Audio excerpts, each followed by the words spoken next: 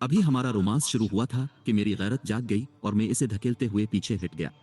वो आगे बढ़ने की कोशिश कर रहा था मगर मैंने इसकी सूंड से आजाद कराया और उठ बैठा। क्या हुआ? उसने फिक्र से पूछा। देखो, हम जो कुछ कर रहे हैं तुम्हारे यहाँ तो नहीं मालूम मगर हमारे यहाँ वो शादी के बगैर मुमकिन नहीं। इसे बुरा समझा जाता है। शादी? वो क्या होता है? जिस तरह तुम किसी के साथ जोड़ा बनाते हो तो हमारे यहाँ भी इसके लिए कुछ जरूरी रस्में होती है जिसे शादी कहा जाता है। हमारे यहाँ तो जोड़ा तभी बनता है जब दोनों एक दूसरे से प्यार करने को राजी होते हैं। फिर जब तक जिंदगी रहती है दोनों जोड़ा रहते हैं। हम दोनों भी एक दूसरे से प्यार करते हैं तो हम भी जोड़ा बन रहे हैं। लेकिन हमारे यहाँ ऐसा नहीं है। हमारे यहाँ निकाह पढ़ाया जाता है। एक शख्स निकाह पढ़ाता है और 4 गवाह होते हैं। निकाह ये जो कुछ भी है, तुम इदमजाद हो, तुम्हें ये मालूम होगा तो पढ़ लो। और गवाह, वो तो ये गहरा समंदर है, ये नीला आसमान है, ये सब्ज जंगल है, ये चोटियां हैं। कहो तो समंदर के बहुत सारे कछुए, समुद्री चांद, सी हॉर्स, समुद्री शेर, समुद्री तोते, डॉल्फिन, समुद्री भैंसे, सील, समुद्री सितारे, स्टारफिश वगैरह सबको बिला लेता हूं। कहो तो रात को शादी करते हैं तो वो चमकते जुगनू भी होंगे, सब हमारी शादी के गवाह होंगे। वो बहुत परजोश था। नहीं, फिर भी नहीं। गवाह तो इंसान होते हैं, मैं इंसान नहीं हूं, तो इसलिए इनकी जरूरत भी नहीं। तुम समझ नहीं रहे। मैं एक आदमजाद हूं और तुम एक जलिपरजाद। वो भी अब संजीदा हो गया। देखो, हां, मैं इंसान नहीं, लेकिन मेरा जिस्म कहता है कि मेरे बड़ों का कहीं ना कहीं ताल्लुक इदमजाद से रहा होगा। इस इदमजाद का किसी समुद्री मछली से ताल्लुक होगा, तभी तो हमारी साख्त तुमसे मलती जलती है। मैंने तुम्हें कुछ बातें नहीं बताएं, वो अब बताता हूं। वो क्या तुम्हें बताया था कि जब जलिपरा सूरज के 20 चक्कर देख लेता है तो वो जलिमन बनाने का अहल होता है, मगर इसका जिस्म सिर्फ इस वक्त अहल होता है जब वो किसी के साथ जोड़ा बन जाता है। इसके बाद ही वो दीगर का फायदा उठाने के काबिल बनता है। और मैं चाहता हूं कि मेरा जिस्म भी जलमनी बनाए। दूसरी बात, अगर तुम मुझसे प्यार करोगे तो मेरे सीने से शेर आने लगेगा। उसने अपने पिस्तान पर हाथ रखा, जो मेरी कमजोरी बन रहे थे। इससे मैं जलिपर कौम से दोबारा ताल्लुक जोड़ सकता हूं, उनके बच्चों को ये शेर पलाकर। और तो और बरसों बाद मेरी ख्वाहिश जागी है कि मुझे बच्चा चाहिए, और वो भी तुम ही से। हम दोनों का बच्चा हो जाएगा तो मुझे अपने खानदान की जुदाई का गम खत्म हो जाएगा। मुझे समझ नहीं आ रही कि तुम्हारी बात पर रोऊं या हंसूं। ऐसा नहीं है कि मैं तुम्हें नहीं चाहता, चाहता हूं, मगर हम वो प्यार कैसे कर सकते हैं जो एक जोड़े के दरमियान होता है। और तो और हाय हा बच्चा, मैं नर हूं और तुम भी। तुम मेरी तरह मर्द हो अपनी मखलूक के। हम 2 मर्द बच्चा कैसे जिन सकते हैं? हम में वो आज़ा ही नहीं है। तुम रिदमजाद बहुत भूले हो। जो जलिमन की तलाश करने आते थे उनको मालूम था, पर तुम्हें नहीं। क्या? चिंता वहीं लेट गया। वो अपने असल रूप में आया और एक बार फिर से नाव के नीचे वाले सुराख से इसकी सूंड निकलकर बाहर लहराने लगी। मैं इस पर इजहार नाराजी करने ही वाला था कि इसके निचली समत मछली वाले धाड़ में से 3 इंच लंबा शिगाफ जाहिर हुआ। मैं गौर से देखने लगा कि वो क्या है। जरा ठहर कर समझ आई कि इसकी साख्त मादा उज़्व जैसी है। ये जिंदगी का प्याला है। जलिपरा जोड़ा जलिमन और बच्चे का बीज एक दूसरे के इस प्याले में सूंड डालकर महफूज करता है। हमारे बच्चों की पैदाइश भी यहीं से होती है। मैं ये सब जानकर शदीद हैरानी का शिकार हो गया। मुझे यकीन नहीं हो रहा था कि ऐसा सच में है। क्या वाकई तुम में नर और मादा दोनों खासियतें हैं? हाँ, हमारा जहां असल बसेरा था, जो जुनूबी मगरिब में है, वहां की मखलूक ऐसी ही है। इनमें नर और मादा दोनों खासियतें पाई जाती हैं। मुझे यकीन ना हो रहा था। मैं इसे जांचने के लिए हाथ बढ़ा रहा था ताकि छू कर यकीन करूं, लेकिन फिर मुझे शर्म आ गई। मैंने हाथ पीछे हटा लिया और मुड़कर बैठ गया। मैं शशोपंज में मुब्तला हो गया था। वो उठकर दोनों हाथ के सहारे मछली वाले धाड़ से घसीटता हुआ मेरे सामने आकर बैठ गया। मेरे कंधों पर हाथ रखकर बोला, महरोज, मैं तुमसे बहुत प्यार करता हूं। मुझे अपने प्यार की निशानी दे दो। मुझसे शादी कर लो जैसे भी तुम चाहते हो। मुझे वापस घर जाना है। आज नहीं तो कल कोई इंसानों का कारवां यहां से गुजरेगा तो मेरी मदद करते हुए मुझे यहां से ले जाएगा। वो उदास सा हो गया। जहां तुम जाना चाहो मैं तुम्हें वहां तक पहुंचा सकता था, मगर जब तुम्हारी जान बचाने के लिए जलिमन दी तो न जाने क्यों मुझे इसी वक्त तुमसे प्यार हो गया था। इसलिए तुम्हें तुम्हारे लोगों वाली खुशकी पर छोड़ने की बजाय इस जजीरे पर ले आया। और मेरा नसीब देखो, सूरज कई बार चक्कर काट गया है, मगर इसका वो चक्कर ही तुलू नहीं हुआ जो मुझे मेरा प्यार दिलाता। वो तूफान तो मेरे लिए एक उम्मीद का सूरज लाया था, लेकिन अब वो तुम्हारी नाव पर डूब रहा है। हमारी नस्ल सूरज के 100 चक्कर देखने के बाद बच्चा नहीं जिन सकती। मेरा वक्त खत्म हो रहा है। तुम्हें मैंने आखिरी उम्मीद समझा है।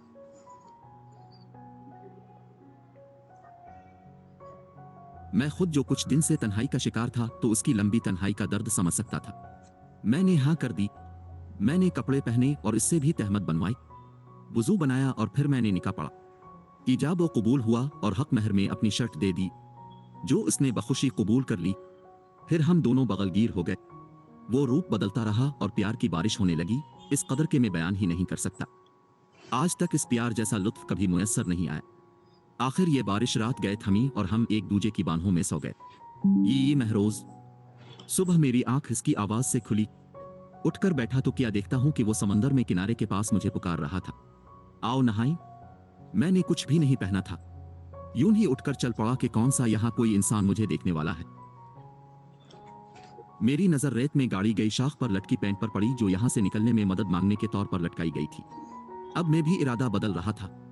मुझे वापस नहीं जाना था, कम अज कम अब कुछ अरसा तो नहीं। मैंने शाख से पेंट उतार कर नीचे फेंक दी, फिर समंदर में चला गया। इतना के पानी में मेरा पेट अंदर डूब गया था। मेरे पास आते ही वो जोशीले अंदाज से गिले मिला और फिर से मेरे लब अपने लबों में गिरफ्तार कर लिए। मैं भी इसके पिस्तान से खेलने लगा। जब उसने मेरे लब आजाद किए तो मैंने झककर उसके पिस्तान अपने लबों में गिरफ्तार कर लिए। अभी एक ही मिनट लुत्फ लिया होगा कि इसके पिस्तान से कुछ सयाल बहने लगा। ऐसे लगा जैसे लजीज फलों का जूस पी रहा हूं। मैंने नजर उठाकर इसकी तरफ देखा तो उसके चेहरे पर बेहद खुशी जाहिर हो रही थी। बोला, सदियों पहले अपने बच्चों को दूसरी नस्ल की जलपरियों को सौंपने के लिए 2 समंदर पार करके जाया करते थे, क्योंकि हमारी नस्ल अपने बच्चों की बुनियादी खुराक लायक कुछ ना कर पाती थी, जिसकी वजह से बच्चे मर जाते थे। इसके एवज एक जलमन देते थे।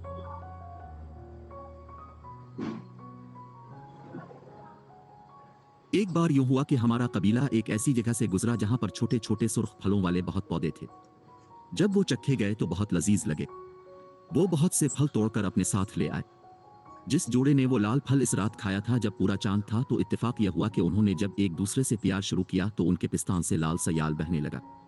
इस लाल मादे को हमशर कहते हैं। तब से हम इस फल के लिए बहुत तग ओ दो करते हैं। वो फल भी हमारी दूसरी कौम वालों के समंदर के साहिल पर पाया जाता है। इसके लिए हमारे दरमियान कई लड़ाइयां हुई, मगर हम कभी कामयाब नहीं हो पाए। बस ये तय हुआ कि हम 200 मोती या एक जलिमन के बदले उनसे एक पौधा खरीद सकते हैं। तुम्हारे ये शिर क्यों निकल आया है, जबकि हम दोनों तो सिर्फ कल मिले हैं? क्या तुम वो लाल फल खाते हो? मैं वो लाल फल हर दूसरे तीसरे दिन खाता हूं। इसी जजीरे के जंगल में इसका पौधा है। और खुशी की बात पता क्या है? क्या ये मुझे नहीं पता कि कैसे और इतनी जल्दी क्यों, लेकिन हाँ, इस शेर के आने का मतलब है कि मेरे पास तुम्हारा बीज आ गया है। हमारा एक बच्चा जरूर होगा, उसने मेरे गिले लगते हुए खुशी से कहा। मैं भी हैरत व मसरत के आलम में खो गया कि मैं एक अनोखी मखलूक के बच्चे का बाप बनूंगा।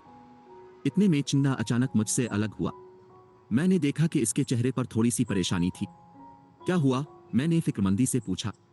मुझे अब एहसास हुआ है इस चीज का। किस चीज का? मेरे पिस्तान से शेर आने का मतलब है कि मेरे पेट में तुम्हारा बीज आ गया है। मगर यह शेर आना इतनी तेजी से क्यों हुआ?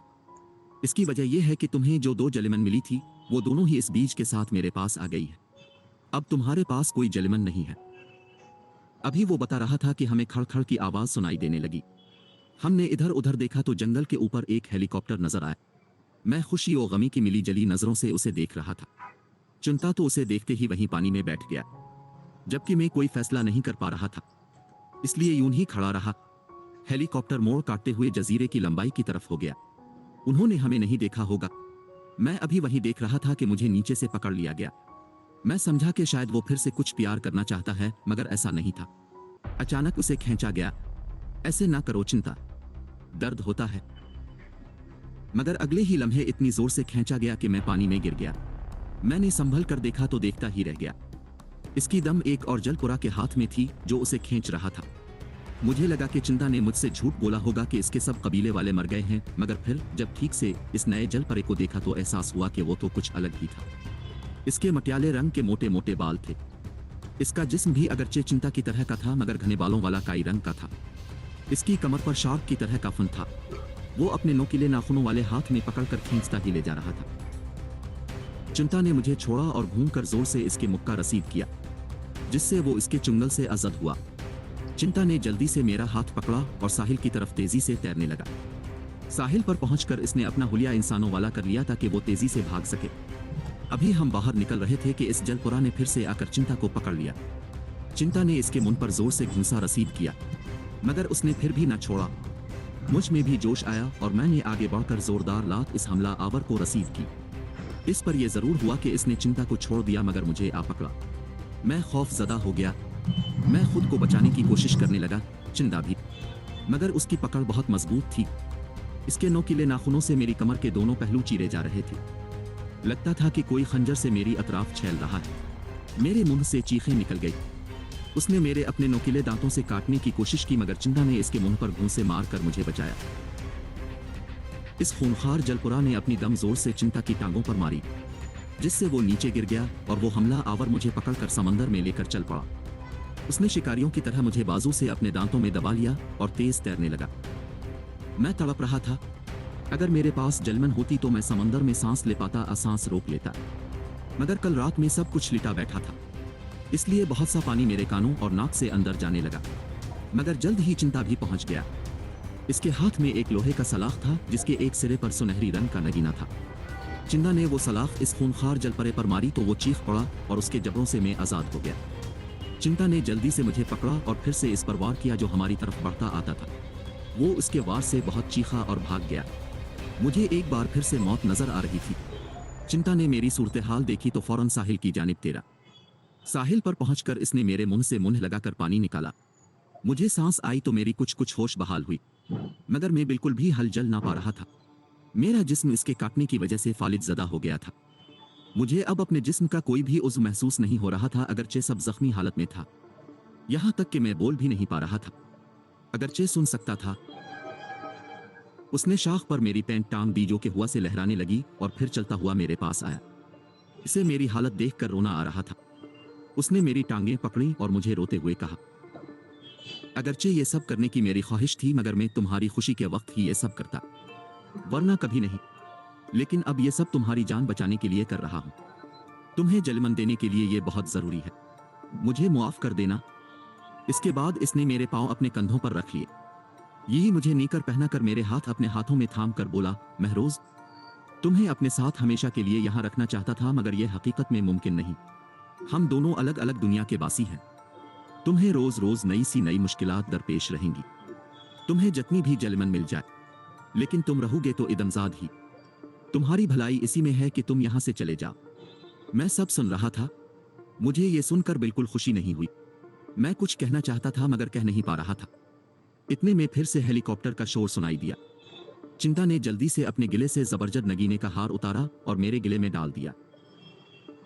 मैंने जो हरकत की है, मुझे इसका हमेशा अफसोस रहेगा। मैं भला किस मुंह से तुम्हारा सामना करूंगा। हाँ, जब मेरा ये एहसास शर्मिंदगी खत्म होगा तो तुम्हें मिलने आऊंगा। मैं नहीं तो हमारा बेटा आएगा तुम्हें मिलने। बस मुझे मुआफ कर देना। उसने प्यार से मेरे चेहरे पर हाथ फेरा। इतने में हेलीकॉप्टर की आवाज दोबारा सुनाई दी। वो वापस आ रहा था। मैं दिल में गमगीन हो गया था, जबकि गम चिंता के चेहरे पे भी आया था। मैं इसे कहना चाहता था कि नहीं, नहीं, हम जुदा नहीं हो सकते। मैं तुम्हारे साथ रहना चाहता हूं, मगर कुछ भी नहीं बोल सकता था। दिल को दिल से राह होती है। शायद वो भी मेरे दिल की बात कहे बगैर जान गया था। इसलिए मेरा चेहरा देखते हुए दोबारा बोला, नहीं, तुम्हें वापस जाना ही होगा। तुम्हारी दुनिया अलग है। तुम अपनी दुनिया में वापस जाओ। अपना ख्याल रखना। मैं चलता हूं। वो लोग मुझे देख ना ले। वो झुककर मेरे लबों पर बोसा देकर उठ खड़ा हुआ और भागकर समंदर में छलांग लगा दी। हेलीकॉप्टर वाले छड़ी पर मदद का इशारा समझकर इस जानिब आने लगे कि उधर कोई इंसान मदद चाहता होगा। उन्होंने जल्द ही मुझे पा लिया और उतर आए। वो लोग इंडोनेशिया की मैरीन एजेंसी से थे। मैं तो बस चिंता के जाने के गम में रोता रहा, मगर उन्होंने मेरी हालत देखकर जल्दी से मुझे फर्स्ट एड दी और अपने साथ ले गए। ये अब सब मुझे बताते हैं कि मैं 35 से 40 साल का जवान लगता हूं, मगर मैं 75 साल का हो चुका हूं। ये जिनकर सब हैरान होते हैं। वो वजह पूछते हैं तो अपनी सादा ग़िज़ा ही बताता हूं।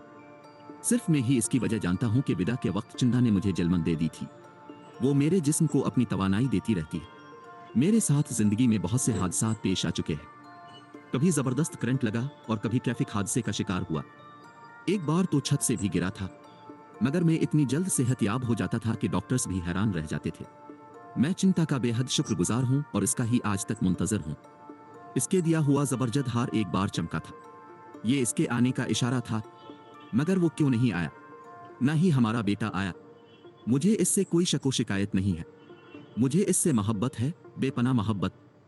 इसके जिस्म से नहीं, इसकी रूह से, इसके वजूद से, इसके ताल्लुक से।